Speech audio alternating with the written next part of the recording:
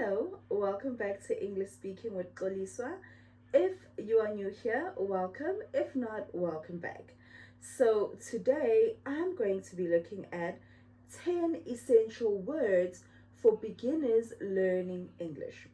Now, if you are just starting your English learning journey, this video is perfect for you because this is going to give you a foundation, or it's going to give you the simple yet important words that you need to know as an English speaker. Now, if you want to improve your speaking in English, this video is going to help you in doing that. So, we are going to be looking at 10 different words, their meaning, and have an example of how you can use these words. So don't worry, there is going to be a PDF form of this lesson in the description below. So let us get started. Word number 1, hello. Hello. So hello is a greeting that we use in English to acknowledge someone's presence. So when you see someone, you say hello. Hello, how are you? For example, if you see your classmates, you say hello, how are you? So to show or to acknowledge them, to show that you are seeing them and you are greeting them. Hi. Hello, how are you? Hello, how are you? That's our first word. Word number 2, goodbye. Goodbye. So goodbye is a phrase or word that we use to indicate that we are leaving. So if you are in a place and you want to leave or you want to go, you say goodbye to the people that you were with. For example, goodbye, see you tomorrow. This can be at school, you say goodbye to your friends, you'll see them tomorrow. At work, you say goodbye to your colleagues, you'll see them tomorrow. Goodbye, see you tomorrow. Bye. See you tomorrow. Word number 3, please. Please. Now we use this word as when we are making a request. So this is a polite way to make a request. What is a request? So a request is when you ask someone for something or you ask someone to do something for you. So that is a request. For example, please pass me the salt. So when you are sitting at the dinner table and you see that the salt is on the other side of the table from where you are sitting, you can say, please pass me the salt. And then the person who's closest to the salt is going to take it and pass it on to you.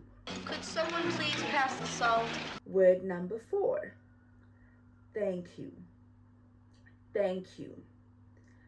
Thank you. So thank you is an expression of gratitude.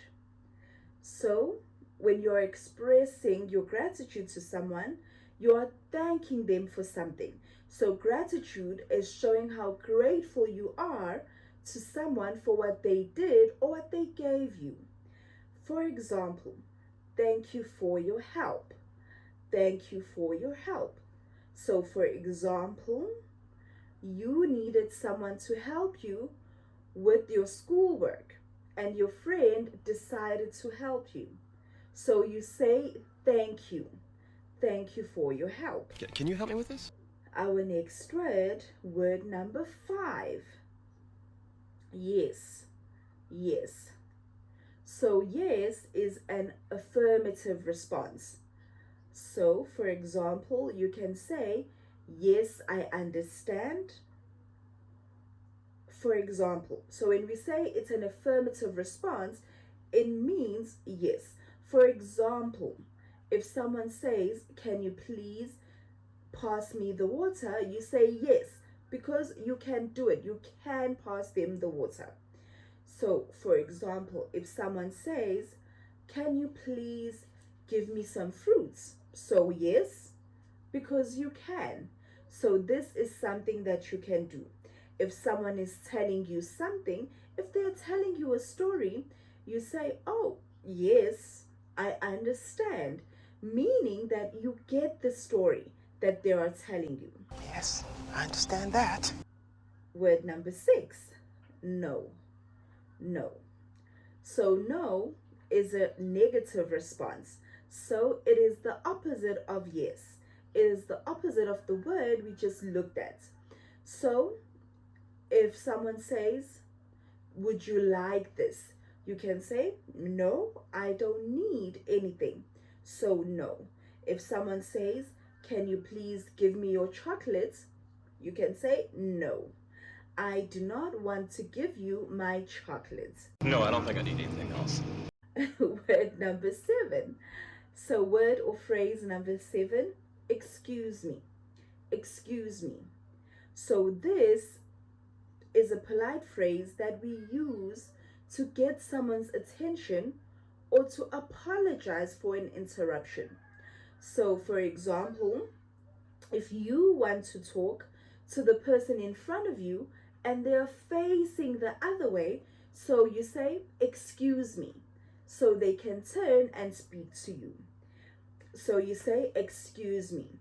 So, for example, another example, if I am speaking and you want to ask me something, you can say, "Excuse me, can you please help me with this or this?" For example, "Excuse me, where is the restroom?" If I know, I can show you, or you can go on to ask another person, where you also need to say, "Excuse me, can you please help me find the restroom?" or something like that. Word number 8, sorry. Sorry. So, sorry is an apology for a mistake or an inconvenience. So, if you do something to someone that they don't like, you can say sorry. So, to apologize, sorry. For example, "Sorry, I didn't mean to bump into you." So, if you bump into someone by mistake, you can say sorry. Word number 9, help. Help. So, when we use help, it means we are asking for help.